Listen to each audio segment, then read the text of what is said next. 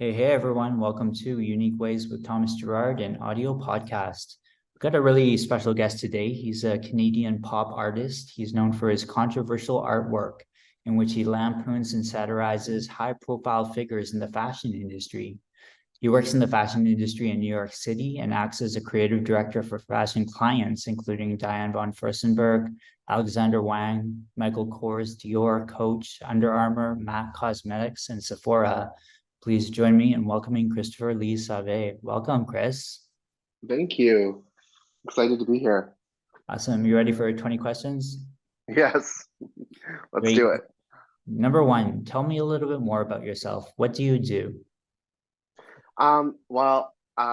Creative direction, and I guess my goal basically is helping clients kind of achieve their goals with their branding, or bringing their, like when they're doing runway shows, bringing that to life through campaigns.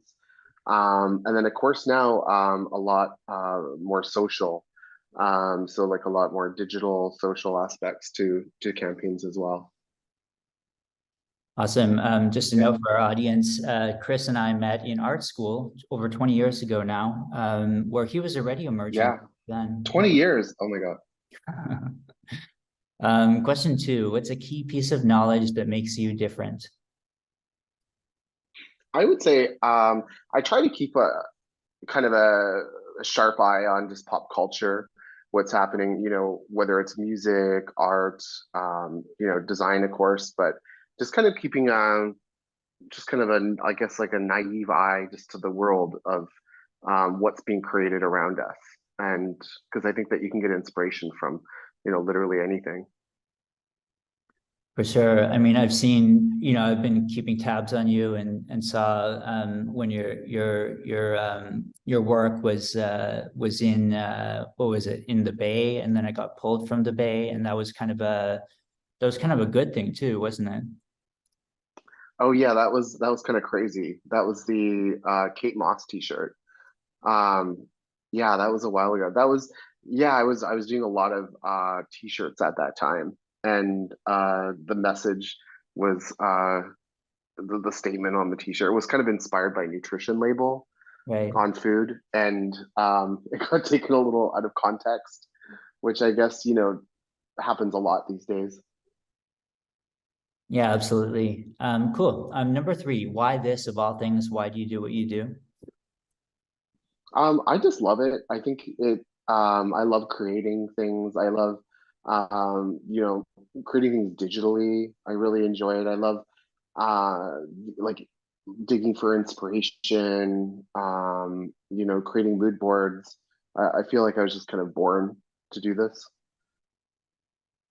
Nice. Yeah. I was recently watching Queen's Gambit on Netflix, and there's a great scene where the main character gets a bulova from her mother, kind of her mother, and then I kind of looked you up and saw the bulova was one of your clients, which I thought was super neat. Oh Um, wow, I never saw that scene. That's crazy. Yeah, yeah, I was brand ambassador for them for a while. They filmed a couple commercials where I was wearing the watch and painting. yeah, It nice, was really fun. cool. Number four, what does your future look like? um, Hopefully bright. I think my future right now is me being in the forest and creating art. That's kind of where my passion is right now. I live in Woodstock, New York, upstate, about 2 hours from Manhattan. And I'm kind of just really enjoying kind of the divide between, the city and living in nature as I kind of get older. Um, and I think that's kind of where I see myself, just more, uh, kind of more dividing my time between the city and then nature. Nice. Maybe that ties into number five. Let's talk about location. How does the notion of place play into what you do? I would say a lot. Um, I think that the depending on the play, like I like to switch up my spaces. So I have many different spots where I work. In my house I have sometimes I work in the library. in the house, or I'll go to, I have like a studio in the town locally here. And then sometimes I'll work in the city. So I like to switch it up because I feel like with places I can get a little stagnant when I'm in one spot for too long. Great. Yeah, we had a Yeah, great guest on recently, a C-suite designer named Rajiv Vanderheed, and he would talk about how he really kind of goes on his walk to the atelier, and when he arrives there, that's when the work starts, and then when he closes the door, that's when the work stops. But it sounds right. like you kind of got a few locations that can be like that for you. Yeah, definitely, for sure. And I think now today when you have Airbnb and hotels and we can work remotely, so it's kind of awesome. You can just hop in a car and go somewhere and work wherever you want, which is nice. Nice. Number six, if you had to start from the beginning, what advice would you give your former younger self? Um, I would say just to say yes to everything. Just kind of, not take things too serious, I think, especially with work. I think like, you tend to like take things very serious once you're out of school. And I'm glad I did that, but I think it's also good to just really explore and get out more and see things. And I think that would be the one thing for sure. Nice. Number seven, what's Yeah. a day in your life like? Oh, what's that? Sorry. Sorry, what's a day in your life like? Um, I guess generally, I like to start the day with just kind of like having coffee, walk the dog, head to the office, and then just kind of from there go through emails, have my calls with clients, and then I try to set aside like 2 hours where I just kind of like super focus, almost like a power hour, but it's 2 hours. And then, yeah, and then I try to wrap up, and then if I can cook, because it's kind of like my time to myself. Nice. Yeah, I feel like I see on social media you're often posting your interior spaces of where you work and live, and those are super inspiring, I think. Um, Number eight is lifelong learning is a popular topic. How do you stay up to date? Podcasts have been really great. Mm. I think, podcasts have been really nice to listen to. And oddly enough, TikTok, which is, I never thought I would say that, but I think TikTok just seems to be this wealth of information lately, where you can follow, whatever topic you want. Um, and I would say, other than that, I guess just network, just through friends and colleagues. I'm glad to I'm hear. also part of a collective here upstate New York called Barn Fox. So that's where my office is. And so it's kind of like a work collective, which has been Okay. really great. Yeah. I'm glad to hear you bring up podcasting. We had a great guest, Debbie Millman, on the show, who's also New York based mainly, I think, and she runs a great podcast called Design Matters. Number nine, what tools do you use? Are you a digital nomad?